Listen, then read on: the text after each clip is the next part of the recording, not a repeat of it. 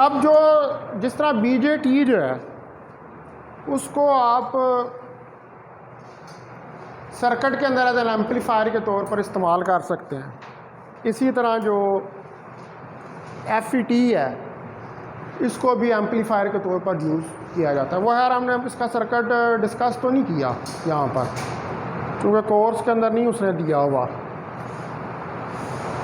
जो BJT का था।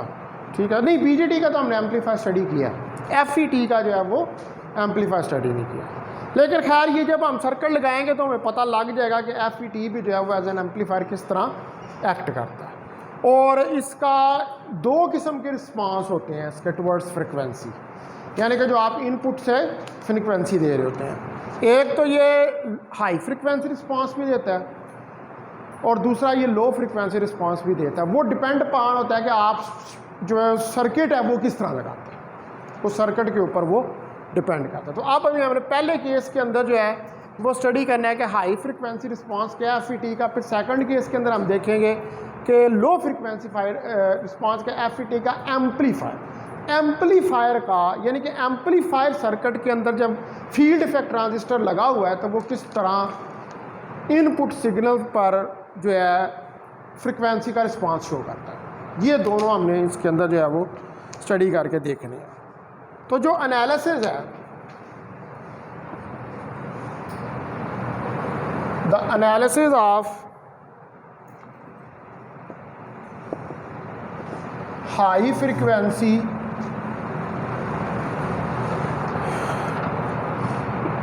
response of FET amplifier is similar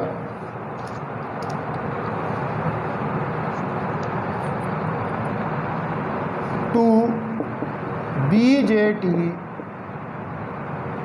amplifiers। तो इसका जो फंक्शन है या ऑपरेशन है वो तकरीबन सिमिलर है। एम्पलीफायर का जो एक्शन है हाई फ्रिक्वेंसी के ऊपर BJT का, यानी कि बाइपोलर जंक्शन ट्रांजिस्टर का।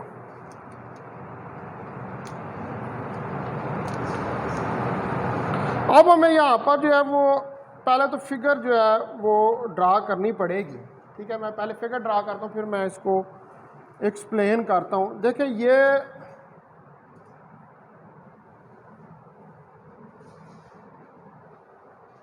एक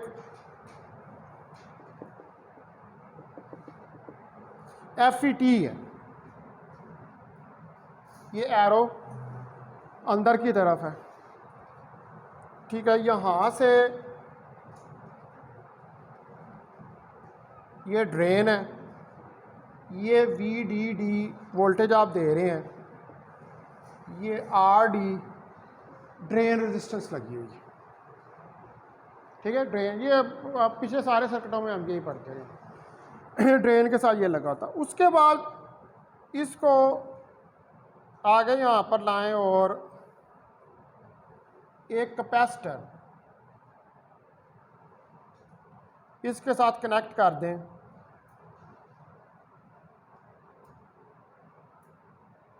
और इसको ग्राउंड कर दें।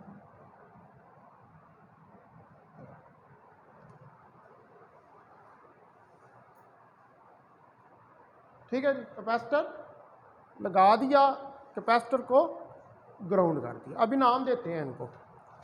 उसके बाद जो ये सोर्स है इसके साथ एक रेजिस्टेंस लगाएं और इसको भी ग्राउंड कर दें, RS सोर्स रेजिस्टेंस, और इसको भी हमने ग्राउंड कर दिया। इसके साथ एक कैपेसिटर लगाएं,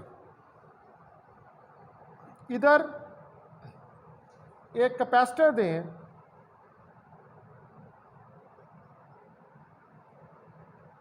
और इस कैपेसिटर को भी ग्राउंड कर दें। इसको हम कह देंगे CS source capacitor.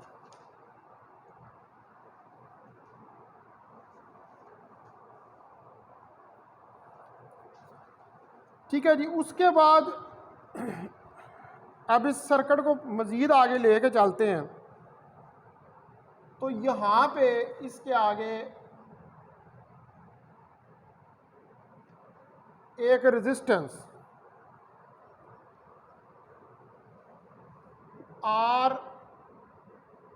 RSIG resistance जो है वो लगाएं, और इसके साथ यहाँ पर इनपुट सिग्नल, ये साइनोसाइडल AC का इनपुट सिग्नल प्लस नेगेटिव, और इसको भी ग्राउंड कर दें। इसको कह देंगे हमने ये VI इनपुट सिग्नल जो है वो दिया, इसको VI या VS सोर्स सिग्नल भी आप कह सकते हैं। अच्छा जी। उसके बाद यहाँ पर एक रेजिस्टेंस जो गेट की है वो लगा दें RG।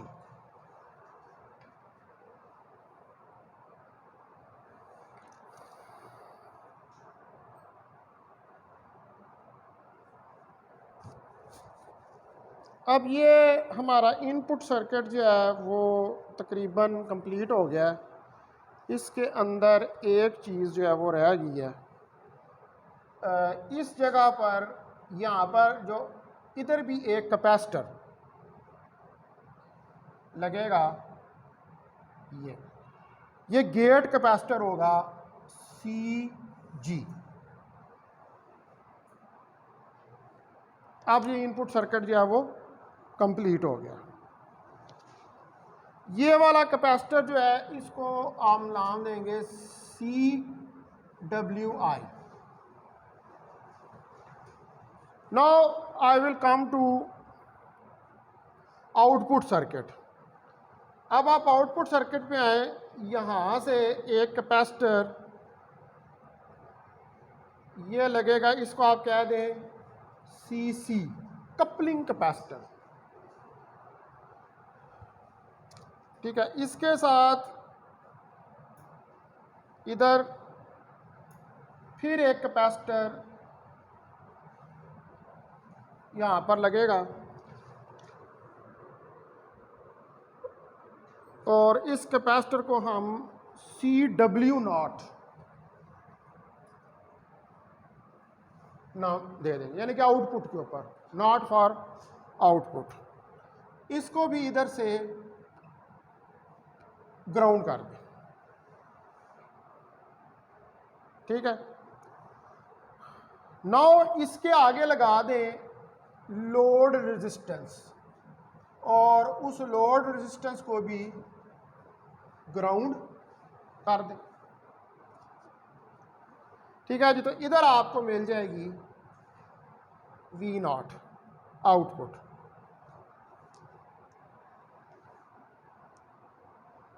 अच्छा, अब जो ये वाला सर्कल है, ये इसके अंदर इस जगह पर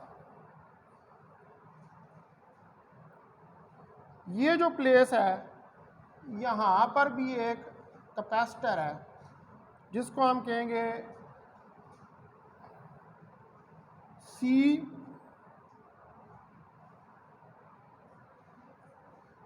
CGS कपलिंग कैपेसिटर ग्राउंड और सोर्स का। ठीक है। उसके बाद एक कैपेसिटर इधर और आएगा, ये इस कैपेसिटर को हम नाम देंगे CGD गेट ड्रेन कैपेसिटर। फिर एक और कैपेसिटर आएगा इस जगह पर, इसको हम नाम देंगे CGS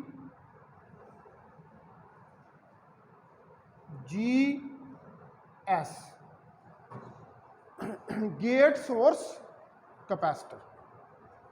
तो 1 2 3 कैपेसिटर ये हो गए, 4 5 6 7, टोटल 7 कैपेसिटर जो है वो इस सर्किट के अंदर लगे हुए हैं।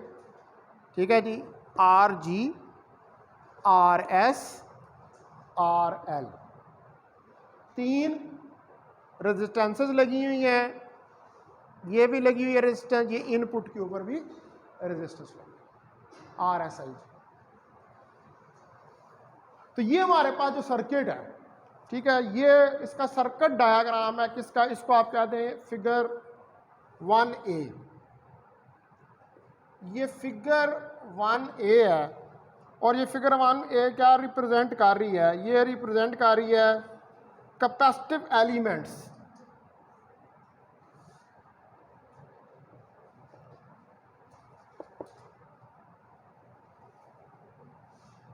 ठीक है, ये कैपेसिटिव एलिमेंट्स हैं that affect the high frequency response of JFET amplifier.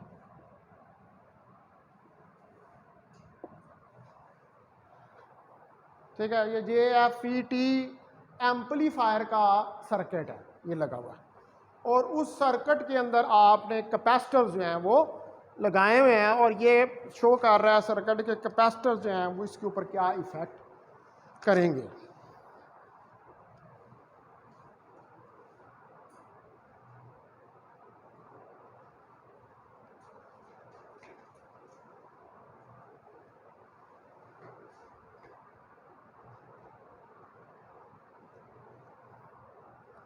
अच्छा, अब ये वाला जो सर्किट है, ठीक है, मैं पहले इसको डिस्कस करने से पहले एक और सर्किट इसका बना दूं जो इसका इक्विवेलेंट सर्किट होगा। हमने इक्विवेलेंट सर्किट जो है वो पीछे डिस्कस किए हैं कि हम जो सर्किट है उसका इक्विवेलेंट सर्किट भी बना सकते हैं अगर उसके अंदर स्विचिंग या कोई इस तरह के प्रोसेस जो है वो अकर कर रहे हैं। तो पहले इसको डिस्कस करने से पहले मैं इसका इक्विवेलेंट सर्किट जो है वो भी बना देता हूँ।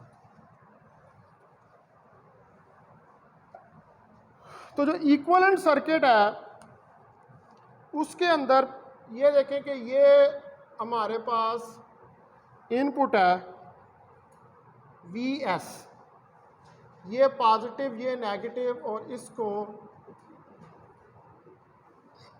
आपने ग्राउंड किया हुआ है। ठीक है, यहां से जो है ये input resistance R S I G जो है लगी हुई है, सोर्स इनपुट गेट रेजिस्टेंस। ठीक है, उसके बाद यहां से आकर इसको फिर यहां पर आर जी लगी हुई है, इधर ये कैपेसिटर है, ये भी ग्राउंडेड है, पॉजिटिव नेगेटिव, सी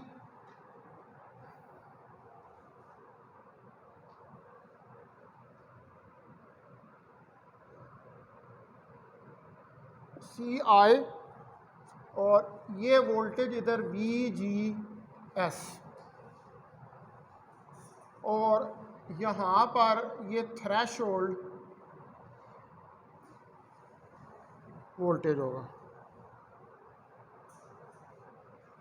1।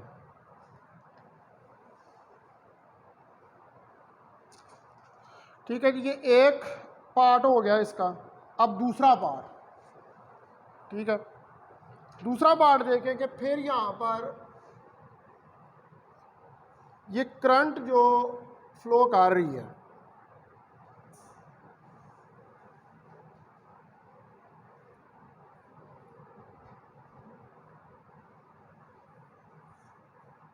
इसको यहाँ पर ग्राउंड कर दें,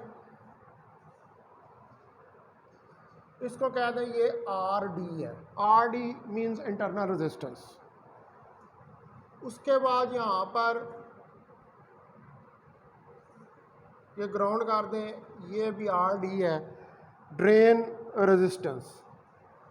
उसके बाद यहाँ पर ये लोड रेजिस्टेंस लगी हुई है, इसको भी ग्राउंड कर दें। Then you have output V naught, और इधर ये कैपेसिटर लगा हुआ है, इसको भी ग्राउंड कर दें। कैपेसिटर सी नॉट,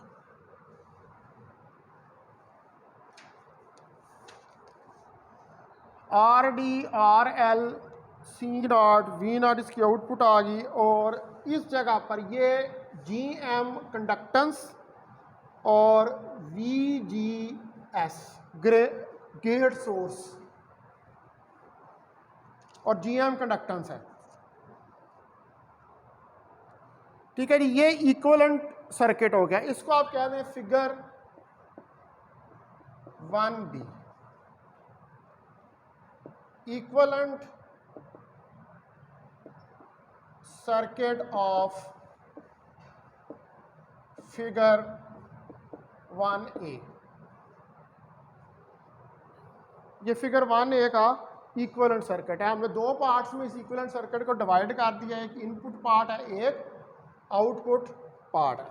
अच्छा, अब यहाँ पर आउटपुट पार्ट के ऊपर इस जगह पर जो वोल्टेज है, थ्रेशोल्ड वोल्टेज TH2 के बराबर होगा।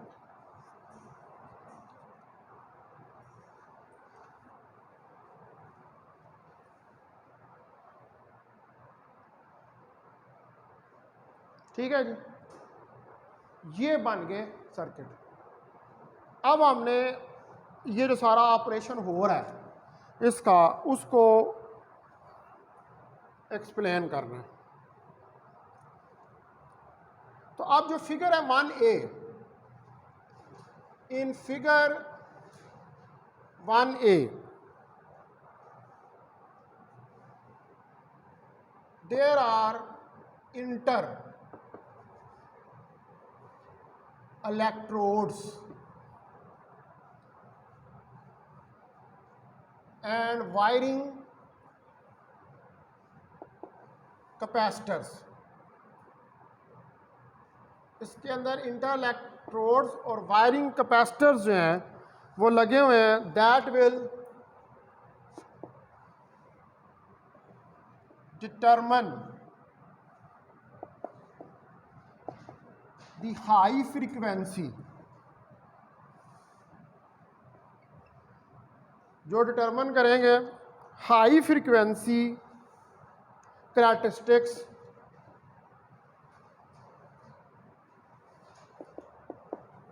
Of amplifier.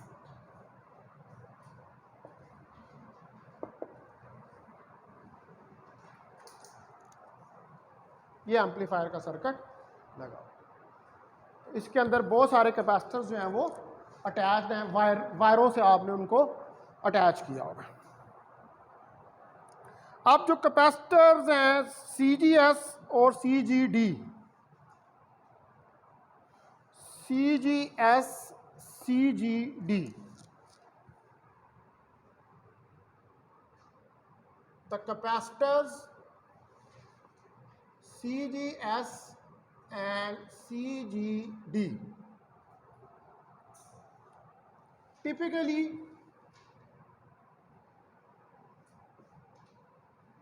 vary from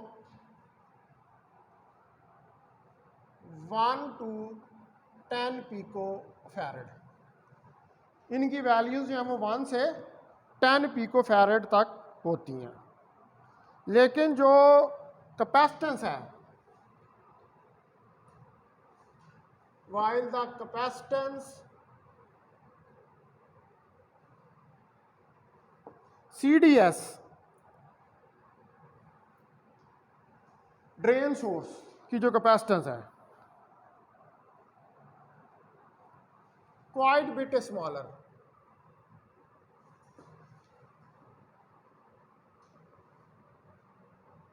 ये काफ़ी छोटी होती है, और इसकी रेंज है ranging from 0.1 to 1 pico farad.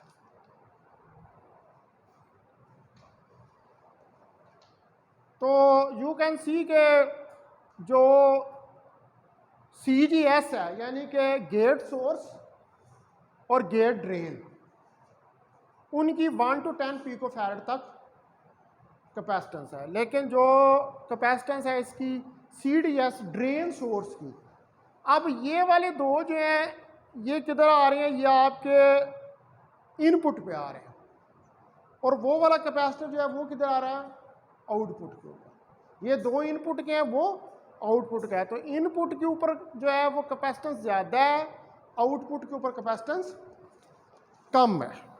एक बात,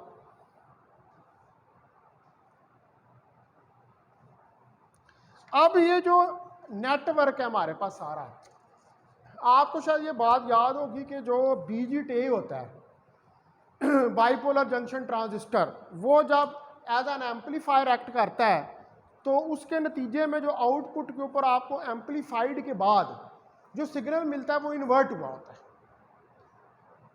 वो 180 डिग्री आउट ऑफ फेज होता है, यानी कि आप इनपुट से ये सिग्नल दे रहे होते हैं, ये सिग्नल दिया है ना, तो आउटपुट के ऊपर जब सिग्नल आता है तो वो एम्पलीफाई भी हो जाता है और इन्वर्ट भी हो जाता है। तो अब एक्चुअली ये जो सर्किट है, ये वाला सर्किट इन्वर्टिंग एम्पलीफायर का, क्योंकि हमने यही कहा शुरू में कि FET का भी एम्पलीफायर उसी तरह ही प्रोसेस करता है जैसे BJT का एम्पलीफायर जो है वो प्रोसेस करता है। तो BJT की एम्पलीफिकेशन में क्या होता है कि सिग्नल जो है वो इन्वर्ट हो जाता है, इसलिए हम उसको इन्वर्टिंग सर्किट का नाम देते हैं। तो यहां पर भी इसी तरह के ये सर्किट जो आपने इधर लगाया, ये भी इन्वर्टिंग एम्पलीफायर का सर्किट है।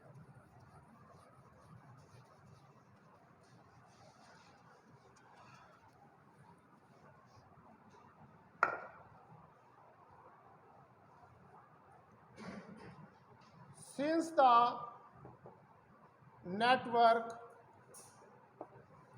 of figure 1A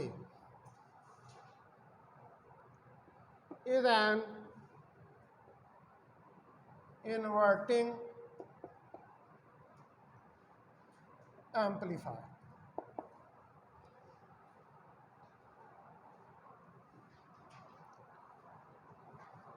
अब यहां पर एक मिलर इफेक्ट कैपेसिटेंस जो है,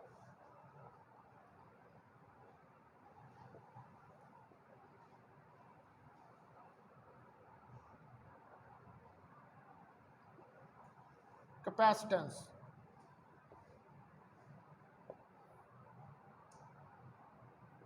will appear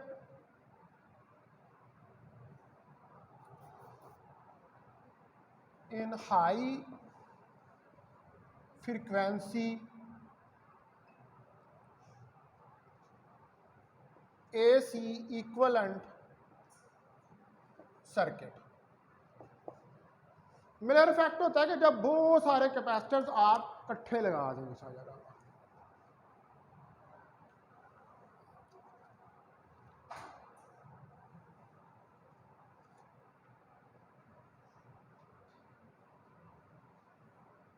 shown in figure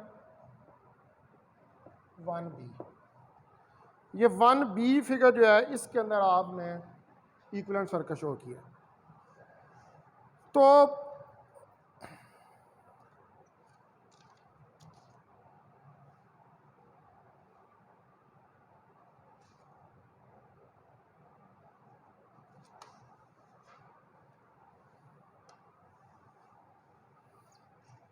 at high capacitance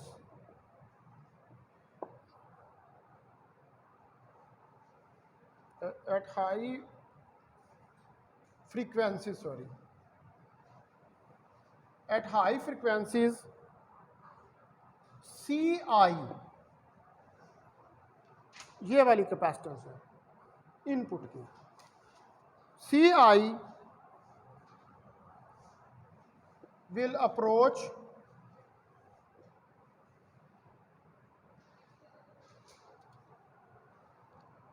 A short circuit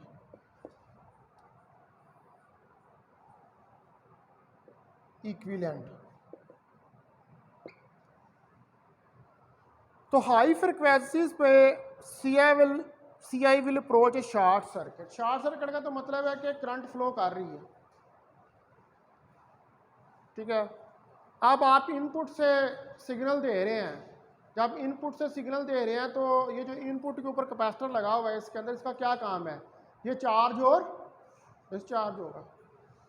तो जब ये चार्जिंग और डिस्चार्जिंग करेगा तो चार्जिंग और डिस्चार्जिंग के दौरान ये क्या बन जाएगा, ये एक शॉर्ट सर्किट बन जाएगा हाई फ्रिक्वेंसीज पर। जब आप एसी सिग्नल की हाई फ्रिक्वेंसी जो है उसको प्रोवाइड कर रहे हैं तो ये शॉर्ट सर्किट बन जाएगा। इसका मतलब है कि इनपुट के ऊपर करंट जो है वो फ्लो करना शुरू कर देगी, क्योंकि चार्जिंग एक साइकिल आएगा तो ये कैपेसिटर चार्ज होगा, दूसरा साइकिल आएगा तो ये कैपेसिटर डिस्चार्ज होगा। तो चार्जिंग में भी करंट फ्लो करेगा और डिस्चार्ज, क्योंकि कैपेसिटर का फंक्शन ही होता है, कैपेसिटर चार्ज और डिस्चार्ज होता है तो सर्किट के अंदर करंट जो है वो फ्लो करती है। तो ये सी आई विल जो है अप्रोच करेगा एक शॉर्ट सर्किट को जो कि इक्विवेलेंट है, एंड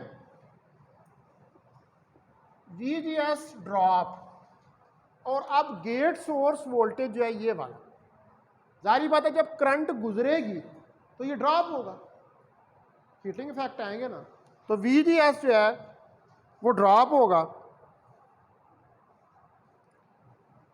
विल ड्रॉप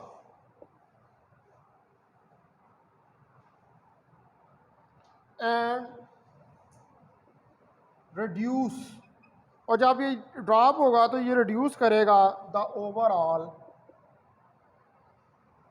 गेन, ठीक है जी। अब हो क्या रहा है, आपने इनपुट सिग्नल दिया, इनपुट सिग्नल देने के बाद सर्किट शॉर्ट हो गया क्योंकि कैपेसिटर चार्जिंग और डिस्चार्जिंग कर रहा है, तो जब ज़्यादा करंट गुजरेगी तो पोटेंशियल ड्रॉप होगा, और जब पोटेंशियल ड्रॉप होगा तो जितना ज़्यादा पोटेंशियल ड्रॉप होगा उतना ही गेन इफेक्ट होगा, आपको पता है इस बात का, ठीक है। जितना ज़्यादा पोटेंशियल ड्रॉप हो उतना गेन कम होना चाहिए शुरू हो जाता है, जितना जो है पोटेंशियल ड्रॉप कम होगा उतना गेन ज़्यादा होगा। तो गेन जो है अब वो ओवरऑल गेन जो है वो रिड्यूस होना इस केस में शुरू हो जाएगा। तो एट फ्रिक्वेंसीज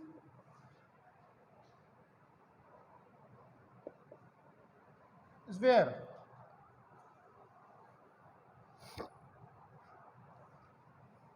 C नॉट ये लगा हुआ है आउटपुट के ऊपर, C नॉट approaches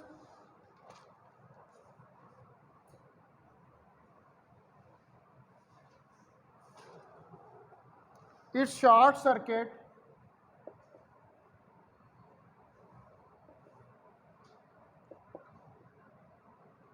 equivalent,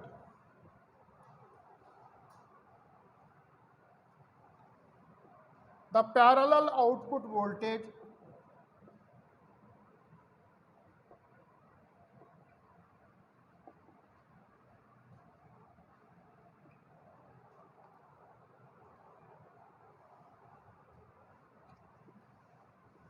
will drop in magnitude,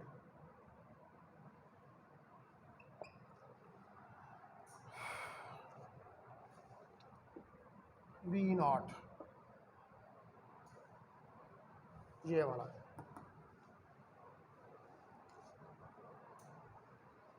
तो अब जो ये C नॉट है ये भी उस वैल्यू तक पहुंच जाए कि सर्किट शॉर्ट हो जाए।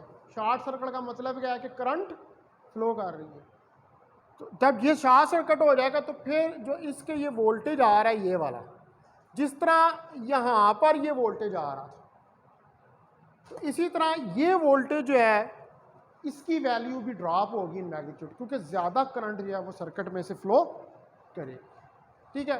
तो ये इसका फंक्शन है इस सर्किट का। अब आप देख लें कि इनपुट के ऊपर भी वोल्टेज ड्रॉप हो रहा है और आउटपुट के ऊपर भी वोल्टेज ड्रॉप हो रहा है। कब? जब आपने इसकी हाई फ्रीक्वेंसीज को प्रोवाइड किया, AC का सिग्नल जो है वो हाई फ्रिक्वेंसी का सिग्नल दिया हुआ है। हाई फ्रिक्वेंसी का सिग्नल का मतलब है यह है कि जिसकी एनर्जी ज़्यादा है, फ्रिक्वेंसी ज़्यादा हो तो एनर्जी भी ज़्यादा होती है, ठीक है। तो अब जो कट ऑफ फ्रिक्वेंसीज हैं,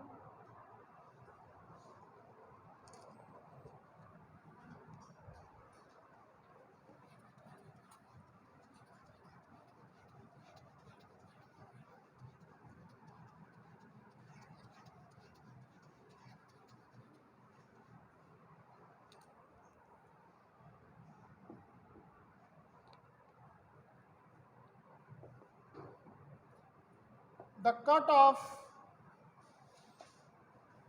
frequencies defined by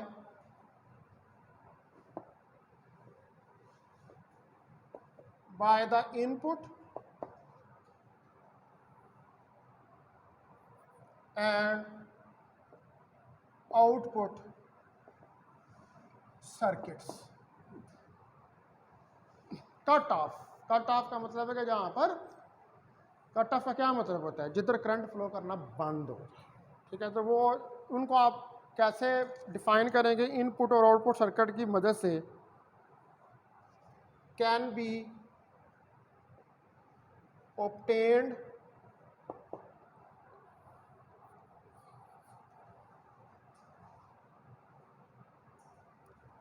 first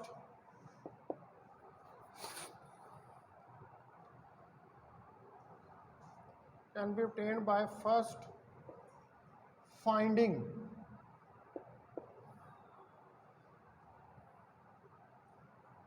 the Thevenin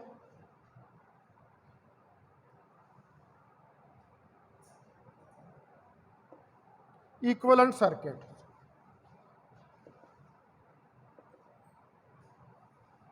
Thevenin equivalent circuits जो है उनको यूज करके फॉर ईच सेक्शन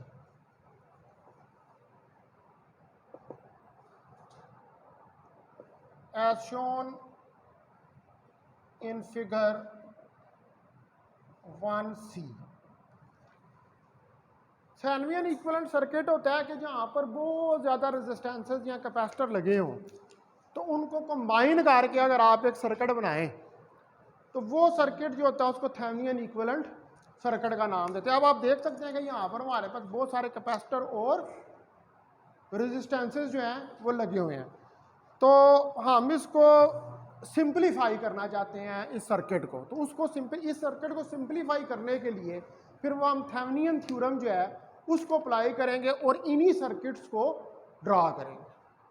तो मैं वो सर्किट जो है वो ड्रा करने लगाऊं। आप देखें कि पहले ये इनपुट है आपने दी हुई, ठीक है। यहाँ से ये रेजिस्टेंस, यहाँ से ये कैपेसिटर,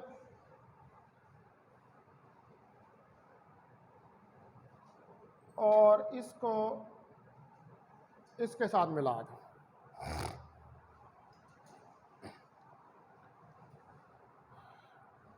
ठीक है। तो यहाँ पर ये वाली जो रेजिस्टेंस आई है, पहले तो ये E, ठीक है, ये जो एनर्जी आप दे रहे हैं पॉजिटिव नेगेटिव, ये E थेवेनिन 1 है, TH1, ठीक है।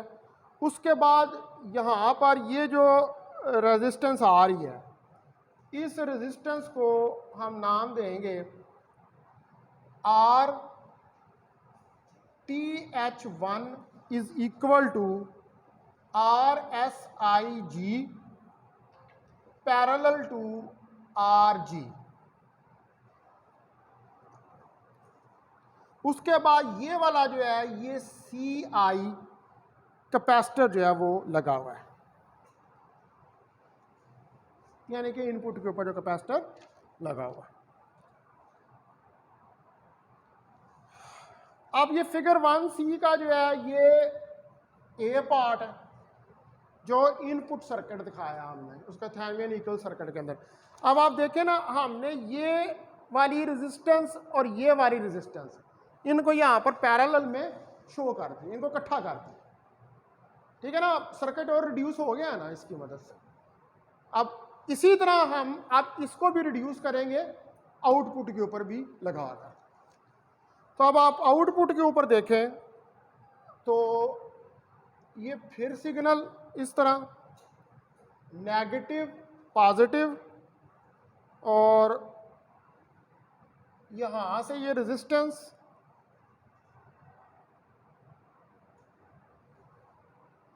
इधर ये कैपेसिटर, और इसको इसके साथ मिला दें, ये इसका बी पार्ट।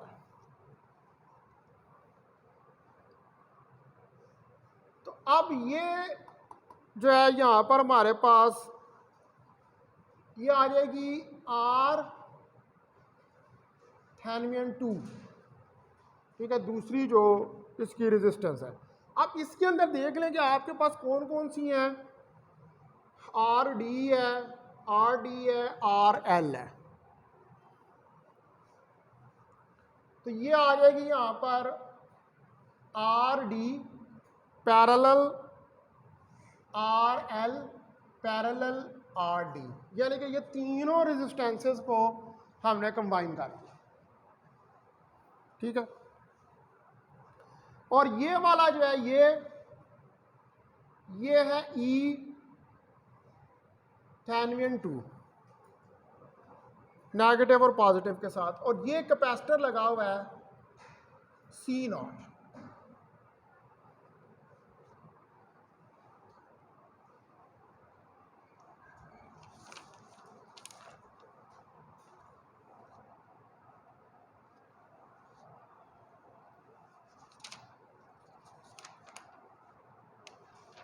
अच्छा, अब आप देखें कि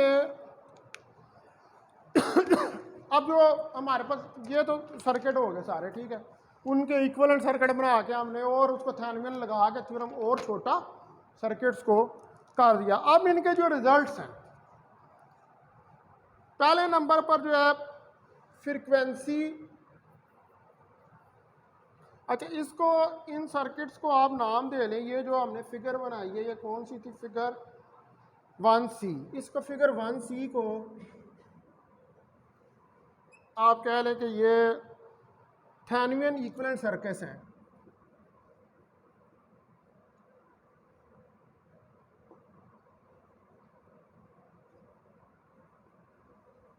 ये थेवेनिन इक्विवेलेंट सर्किट हैं for input and output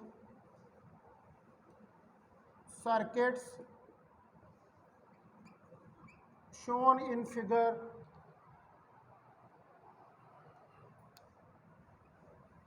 1B।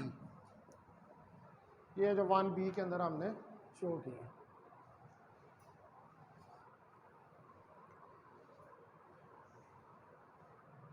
अब जो फ्रीक्वेंसी है F H I, that is equal to 1 over 2 pi r TH1 C of I। इसको क्या है, इक्वेशन नंबर 1। अब इसके अंदर आर थेवेनिन जो है वो according to the equivalent circuit R S I G parallel to R G के बराबर है। ये इक्वेशन नंबर 2 होगी। अब यहां पर जो कैपेसिटेंस थी सी आई, इनपुट कैपेसिटेंस, इसके अंदर हमारे पास C W I plus C G S और प्लस सी एम आई, ये कैपेसिटेंसेस आती हैं। इसको इक्वेशन नंबर 3 कह दें। सी एम आई क्या है, सी एम आई जो है that is equal to 1 minus A V C G D के बराबर है। इसको आप कह दें ये इक्वेशन नंबर 4 है। और जो आउटपुट सर्किट है, and for output circuit output circuit के लिए F H two is equal to 1/2 pi R Thevenin two C naught, इसको इक्वेशन नंबर 5 कहते हैं।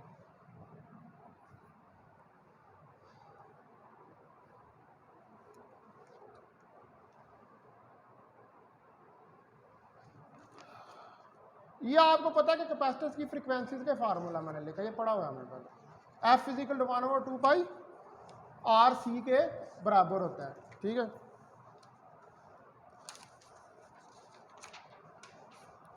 अच्छा, अब इस आउटपुट के अंदर भी आप देखें तो वी हैव आर थेनियन 2 जो है that is equal to R D parallel R L parallel R D, that is equation number 6। ये हमारे पास इक्वेशन नंबर 6 आ गई। उसके बाद C naught C W naught plus C D S plus C M naught, इसको equation number 7 कहते हैं।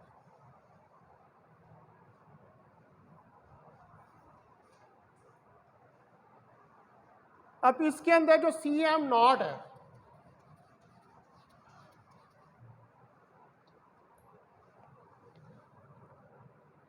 सी M naught is equal to 1 minus 1/a_v C G D है, ठीक है। इसको इक्वेशन नंबर 8 का नाम दे रहे। तो ए वी जो है ये क्या है, दैट इज वोल्टेज गेन, ये वोल्टेज गेन है।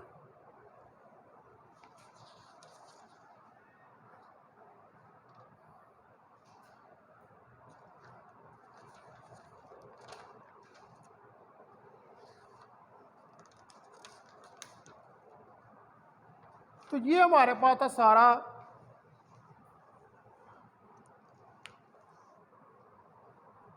High frequency response of FET in amplifier circuit, ठीक है। तो इसमें आपने सारी वो फ्रिक्वेंसीज जो हैं उनको कैलकुलेट करके देख इन सर्किट्स की मदद से। अब कल जो है वो फिर मैं पढ़ाऊंगा इसको लो फ्रिक्वेंसी रिस्पांस।